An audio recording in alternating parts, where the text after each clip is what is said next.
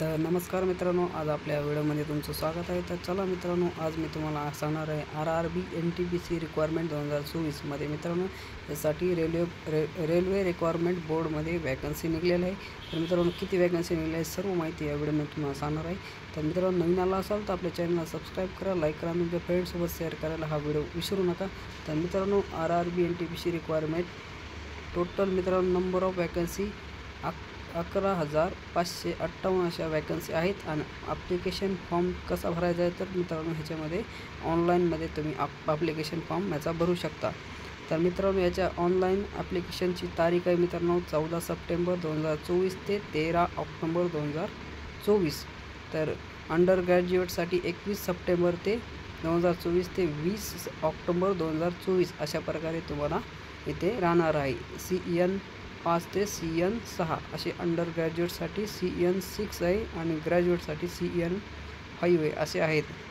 तर मित्रांनो याची डिटेल इन्फॉर्मेशन मी तुम्हाला आज सांगणार आहे। तर मित्रांनो तर तुम्हाला ह्याच्यामध्ये हे बघू शकता इथे ऑनलाईन पेड आहे। ॲडमिट कार्ड तुम्हाला कधी येणार आहे डिसेंबरमध्ये तुम्हाला याचं ॲडमिशन कार्ड येणार आहे। तर मित्रांनो ह्याची एक कम्प्युटर बेस्ड टेस्ट पण होणार आहे, ते म्हणजे तुम्ही ऑनलाईन एक्झामिनेशन एक राहणार आहे तुमची।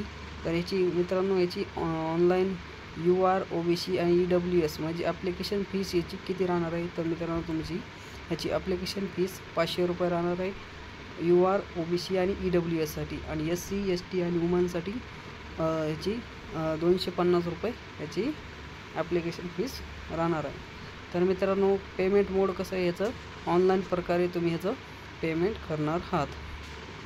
तसेच मित्रांनो ह्याची एज लिमिट काय आहे अंडर ग्रॅज्युएट लेवलसाठी मित्रांनो 18 ते 30 वर्षाची हे एज लिमिट राहणार आहे आणि ग्रॅज्युएटसाठी 18 ते 33 अशी एज लिमिट RRB NTPC साठी राहणार आहे। अशा प्रकारे मित्रांनो तुम्ही याच्यामध्ये वॅकन्सी किती राहणार आहेत मित्रांनो याच्यासाठी vacancy under graduate post CN 5 साठी चीफ कम्युनिकेशन कम तिकीट सुपरवायझरसाठी 1736 अशा वॅकन्सी राहणार आहेत। स्टेशन मास्टरसाठी 994 अशा वॅकन्सी राहणार आहेत। गुड्स ट्रेन मॅनेजरसाठी 3144 अशा याच्यासाठी वॅकन्सी राहणार आहेत। JR अकाउंटंटसाठी 1507 अशा वॅकन्सी राहणार आहेत। सिनियर क्लर्कसाठी 1732 अशा वॅकन्सी राहणार आहेत। टोटल राहणार आहेत मित्रांनो याच्यासाठी 8,113 अशा वॅकन्सी याच्यासाठी राहणार आहे। आणि वॅकन्सी अंडर ग्रॅज्युएटसाठी नंबर ऑफ पोस्ट ह्याच्यामध्ये बघू शकता कमर्शियल कम तिकीट कलरसाठी याच्या 2022 अशा वॅकन्सी राहणार आहेत। Account clerk, junior clerk, typist, train clerk अशा टोटल मिळून ह्या एवढ्या 3,445 अशा वॅकन्सी राहणार। इथं टोटल हे तुम्हाला इथे वॅकन्सी दिसतील एवढ्यावर। आणि याच्यामध्ये तुम्ही मित्रांनो कोण ह्याला अप्लाय करू शकणार आहे तर इथे बघू शकता अकाउंटंट क्लर्क कम टायपिस्ट याला 12वी पास वले त्याच्यासोबत मित्रांनो तुम्हाला 50% मार्क असणे गरजेचं आहे।